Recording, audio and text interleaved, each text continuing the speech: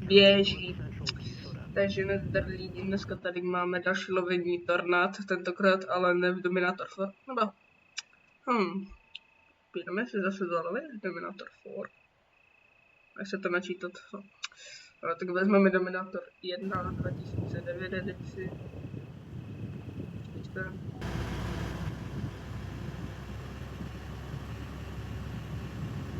Říkám, ten notebook není už tak silný a stále je dostačující.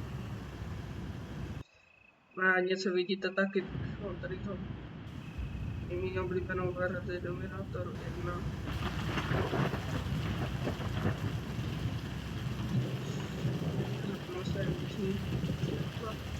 Takže to vypadá na radaru. To je bouřka. A jsou tady tornado dozadu. Ale vypadá to, že Prior Lake je pod bouří. A jakož tady je takový háček, jak kdyby ho směřuje, tak tady se takhle bude tvořit tornádo. A jakože já věřím, že ono se bude hýbat někde tímto směrem. Jelikož tady je žlutá ta varování. Počkat. Ano. Ano, ano.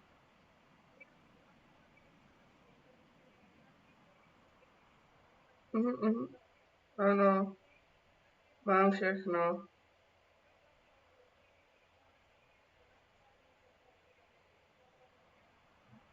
Mám všechno.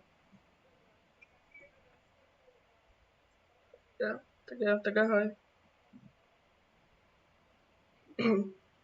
Pardon, mamka volala.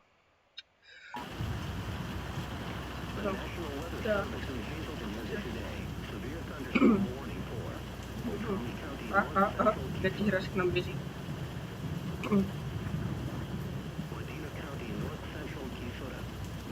Tam máme skauta vzadu. Počkej, ještě bych si mohl říct tady. Jak to vypadá na mapě. Ale hele, tady je už velká bouře, ale tady se to propojuje, takže tady je menší šance vzniknout. Aha, dobře, tak se to nepřipojuje, ale tady je už to tam sílí ta bouře, takže tady bude brzy tornádo. Za chvilku tady bude rotace. Jakože okolo toho jsou blesky docela. Jo, já to říkal, rotace. Ve 12 letech nikdy bude tornádo na nic. Mám zkaženou budoucnost. Helma. Za chvilku tady budou možná znít sirény. Dobré. Tak, to nejprve, ale potřebujeme se dostat na east. Sever, jih, východ, sever, jih, východ, západ, takže jdeme na východ. A se dejte do mého dominátoru. Vezmu k sobě. Počkat. Se to tolik nasekat, tak se tady snížíme grafiku. A už to běží láta.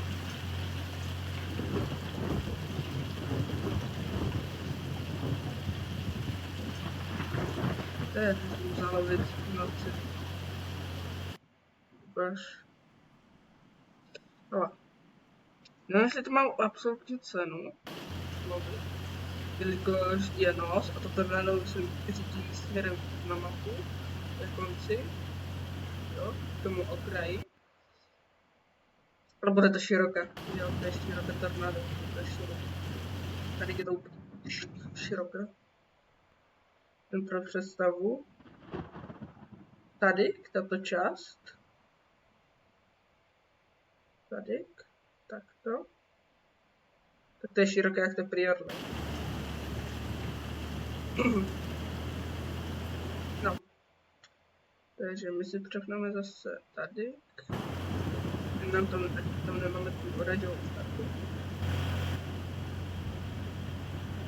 Okay. Jinak mám už 30 interakcí. Co? Mám takový pocit, že to tornádo je někde vedle nás, protože ten vesel tam taky docela vystřelil nahoru.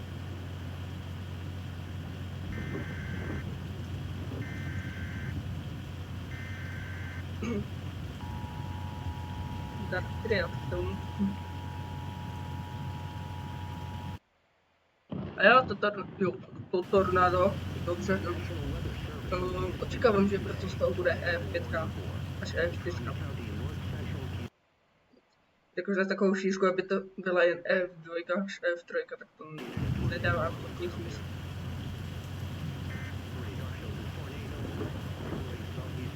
To méně absolutní.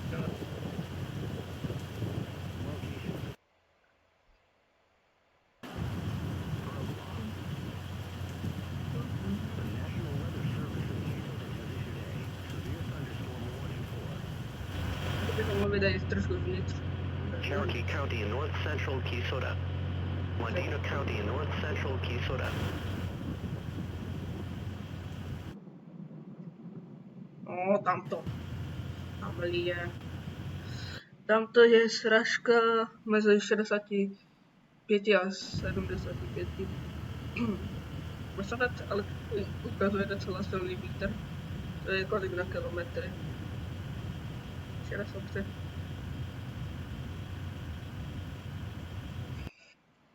Já to říkal, F4.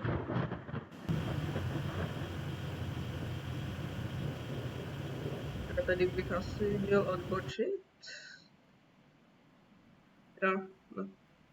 Jo, počkej, jak to tady vypadá ta cesta. No. Bude asi ta, ne polní, jestli to je polní, tak tam nejedem, protože by to no, dobré, jedeme dál na hlavní a nabijeme se tady na tuto druhou hlavní. Aha. No tak asi budeme muset počkat, jaká je silnice tady. Aha, dobré, tady už je to, tady už je asfalt.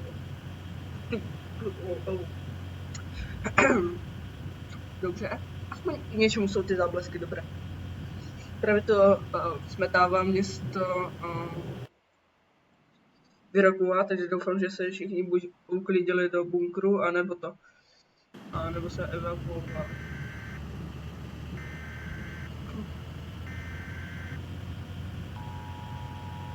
Bych to viděl, že se necháme jednu smést, protože potom to tornádo stejně pojede ke konci mapy.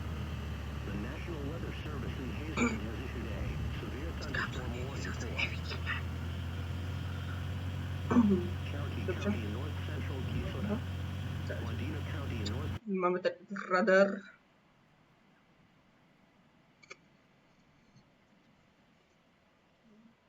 Jsme v té rudé zóně. Doporučuji takový tip. Pokud stojíte někde tady, tak vždycky jezdíte doprostřed té mapy. Nebo jak jde do tady tohoto rámce. Nevím, jak se tomu říká.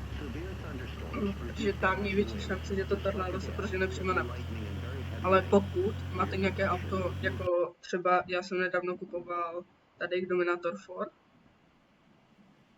4, tak doporučuji nenechávat se smést tornády, jo, pokud je to nějaká F1, tak jo.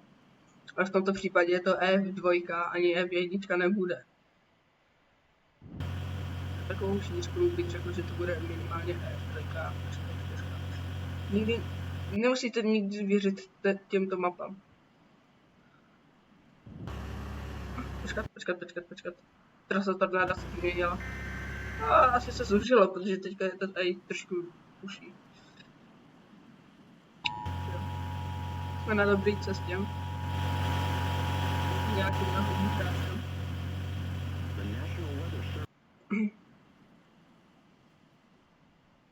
A už se tady pohybuje, za chvilku nám tady taky bude pršet, jelikož taky nic není.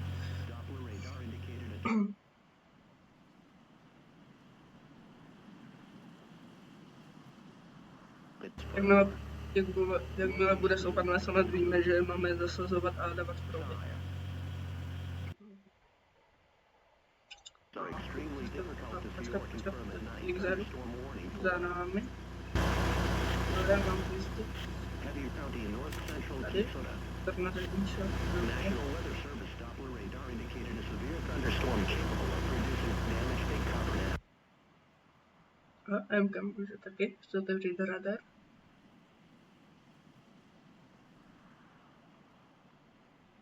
Jestli se to zase nezmění třeba tady takhle. Ne, mi neříkej, že ono se tady zvedá. Ne. Ne, to se nemůže. Ne, že ne. Já jsem tady jel zatím úplně zbytečně přes celou mapu. Já jsem měl přes celou mapu jen kvůli tomu, abych prostě dohnal. Jo, já jsem lovit F3. Ale jediné, co z toho mám, je rotace. Ale aspoň víme, že to tornado se prohnalo takhle. A jelikož teďka se ta rotace prožene nad námi.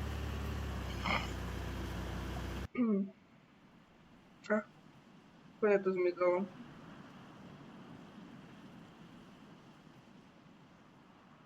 Tak za chvilku zmizí ta rotace a...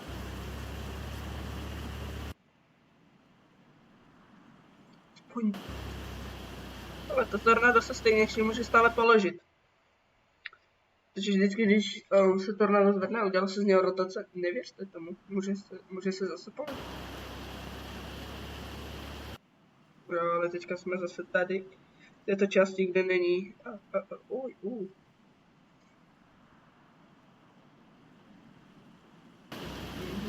Dělajme se na cíli.